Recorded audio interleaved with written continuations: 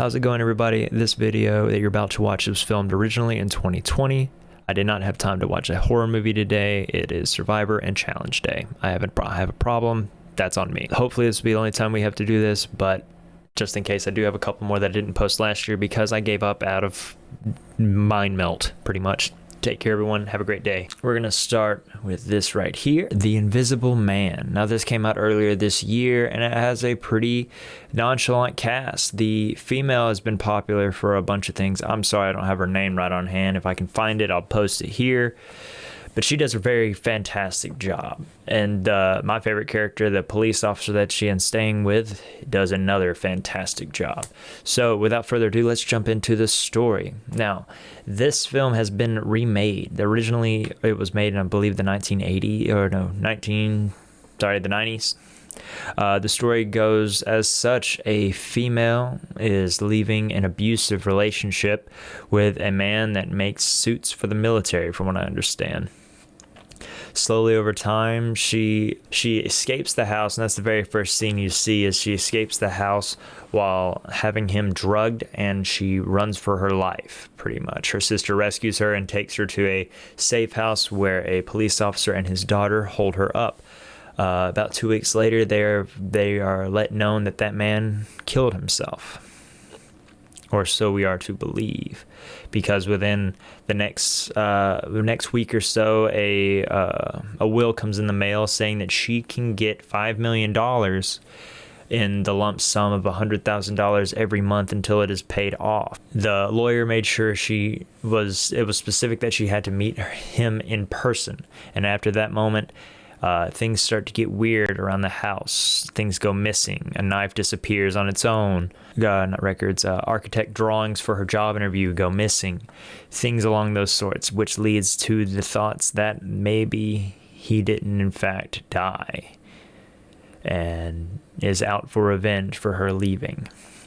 And that's pretty much the story. And for the story itself, it's a really well put together story, and the filming of it was very interesting because they took a lot of camera shots allowing you to allude to where the Invisible Man is without having a single person as the main focus of a lot of their camera shots, and it was more of just an open hallway, or eventually you'd be able to see through his eyes where the camera wants you to believe he is.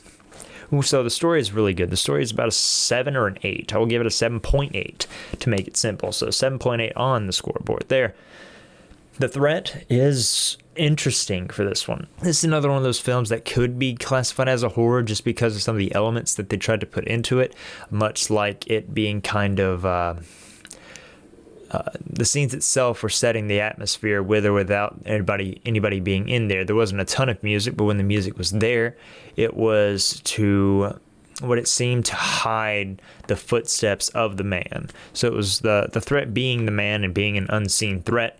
They still did a really good job in showing it, which is really, really good for something that could have went really bad, really low budgety. But they put enough into this movie to make you believe what was going on. So yeah, with that being said, the threat probably about a 7 for this one. Rewatchability or recommendation. We'll make this recommend. I'd recommend this to somebody. They can watch it once. They'll probably get about the same amount of enjoyment as you did watching it the very first time. So yes, I do recommend this film.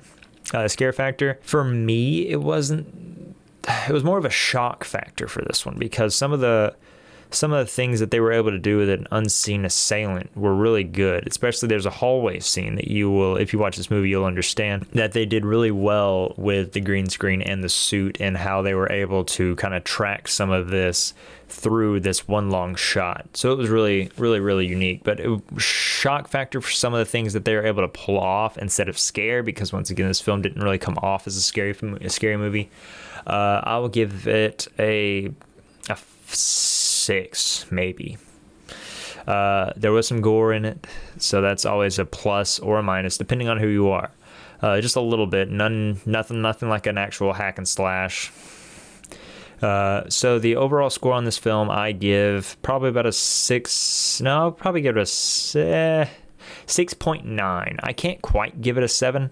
It was a decent film, and the story was what really kept me in there. It's just some of the scenes that they were really trying to set you on felt like, to set up an environment, just stretched out a little long for my attention span there. Like, I don't know. I think that's the best way I can put it. But that is The Invisible Man.